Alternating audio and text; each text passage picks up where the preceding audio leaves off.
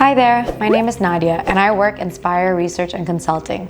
Today we will be discussing KeMenDikBud's new educational reform called Freedom of Learning, or what we call Merdeka Belajar. Stay tuned to learn more about this movement.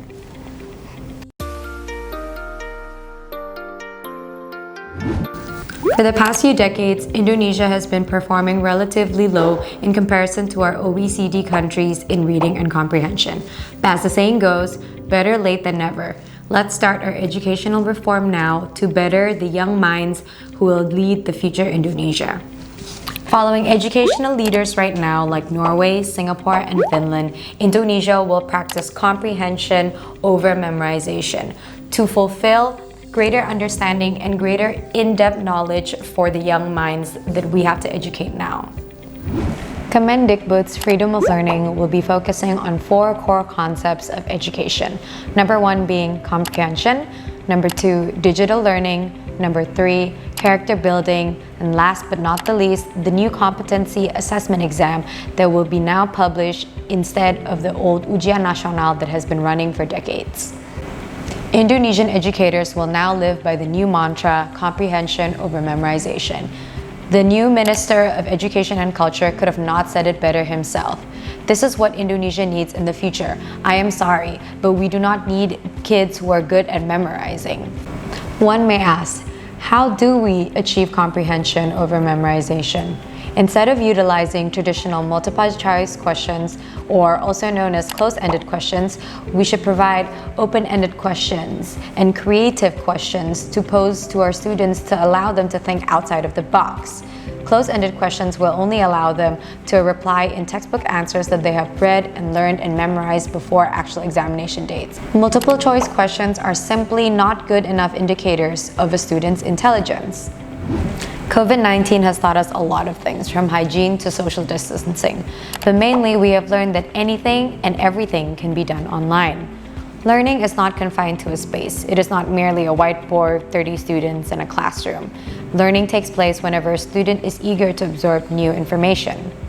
2 of the biggest barriers here in Indonesia to quality education is commute and tuition fees.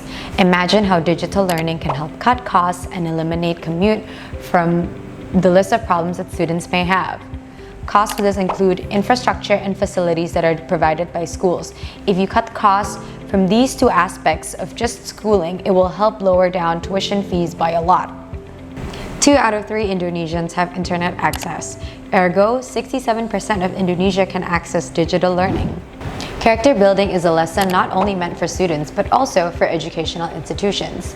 From a school's point of view, character building would mean psychological security to ensure that students feel safe to be creative, ask questions, and most importantly, make mistakes.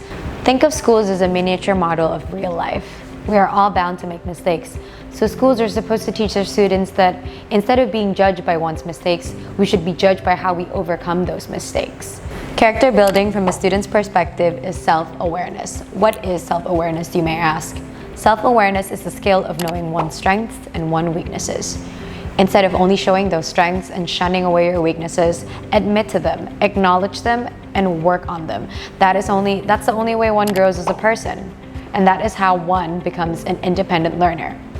Only by being an independent learner can educational institutions finally achieve student-centric systems than teacher-centric systems. The learning starts from within, and teachers are there to facilitate for you to gain and absorb knowledge. Last but definitely not the least, the KeMenDikBud is terminating the Ujian Nasional. Previously, Ujian Nasional was issued to 6th, 9th, and 12th graders, but they have finally decided that a whole day's worth of exams does not properly reflect 3 years of a student's learning. The Ujian Nasional was run on a subject-based format, with the 5 subjects being English, Bahasa Indonesia, Humanities, Sciences, and Mathematics. Now, the new competency exam will be run in a completely different manner. They will focus on survey of character in numeracy, literacy, and character education strengthening. Instead of being issued to 6th graders, 9th graders, and 12th graders, we're going to be following the elementary school, middle school, and high school policy. This exam will be issued to 4th graders by the end of elementary, 8th graders by the end of middle school, and 11th graders mid-high school year. How can both schools and students follow this educational reform? The key word here is customization and not mass education, as we are all individual beings, we all learn different ways, and we all have our own ceilings. Schools should respect that, and schools should help us achieve our individual maximum potential. Freedom of learning will allow fellow Indonesians to regain creativity, imagination, and innovation. The mind will only wander where it has been allowed to go. So this system will help our fellow Indonesians think outside of the boxes. As a research and consulting company, we will do whatever we can to help this educational reform and help the companies who also believe in KeMenDikBud's vision.